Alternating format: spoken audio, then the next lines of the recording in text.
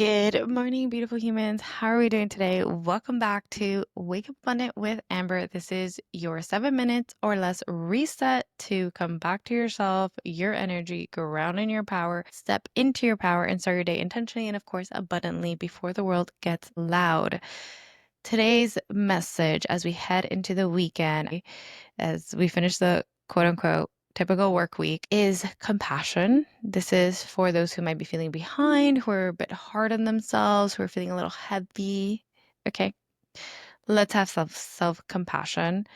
I know after like a work week and so much things go down within a 1 week period, sometimes great things, sometimes not so great.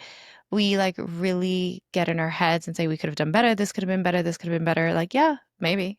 But you beating yourself up is not actually going to help you. Right. So we're going to take the pressure off. We don't need to ignore what happened. We're going to learn to be kinder to ourselves, even when a week is not ideal, or maybe you did have a good week at work, but there might be other things on your mind that you're feeling guilty about. So let's like work through those things. Self-compassion is like one of the most powerful things you could do for yourself. And I do think it ties in with a lot of like happiness and releasing anxiety and like calming the nervous system. What I want our message to be today is when you have kindness for yourself and kindness for your mistakes and kindness for things that you think you could have done better, or you could have had more discipline, or you could have had more devotion on something, or you didn't like keep the promises you said that you wanted to keep, etc. When you learn to be like, I am human, I am doing my best with the current programs that I have right now, and I will try again next week. And then you take a deep breath in and you exhale and you release all of like the stagnant energy in your heart.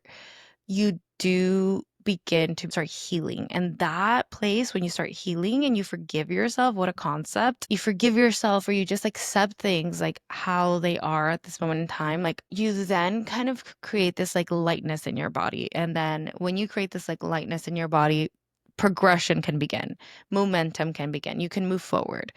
And if you constantly feel guilty about things that you've done or haven't done, or promises you've broken to yourself, promises you've broken to other, you cannot move forward abundantly. It's just like impossible. You cannot fake your way into abundance. That's not a thing. You have to be in a state of abundance. And it's an energetic state. You need to learn self-compassion on a regular basis. Let's say you didn't wake up for the gym today. Okay.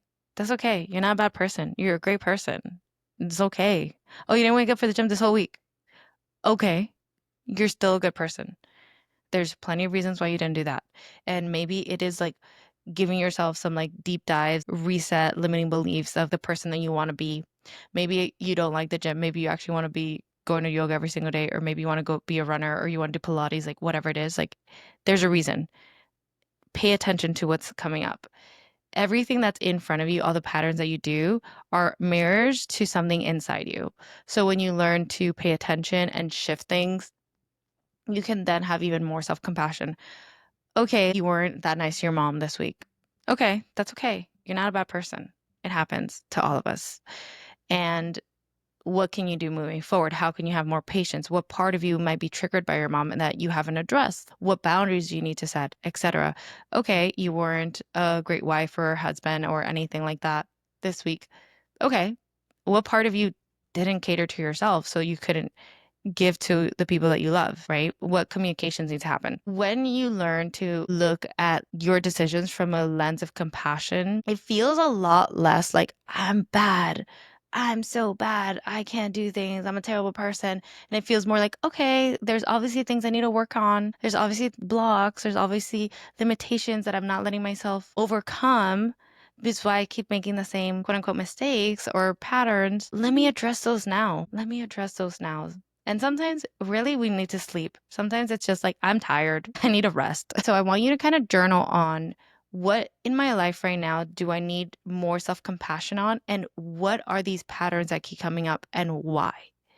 Why are they coming up? How can I overcome them? So a mantra you can sit with, or something you can kind of just like feel into, is like put your hand in your heart and say, I give myself grace today. I soften towards my struggles. I'm allowed to be human. I'm allowed to make mistakes. I'm allowed to not be perfect. There's no such thing as perfection. I'm safe to have self-compassion within myself.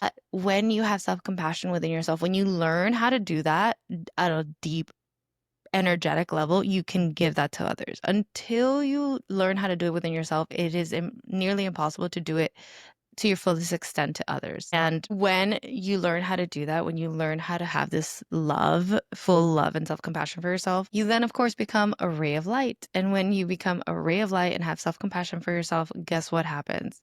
You give permission to others to do the same. You treat others at a different like vibration and level and respect because you're doing it for yourself. And that is how we create a kinder and less lonely world. Remember, it always starts within. I hope you have a great weekend, my friends, and I will see you for Monday to wake up together abundantly.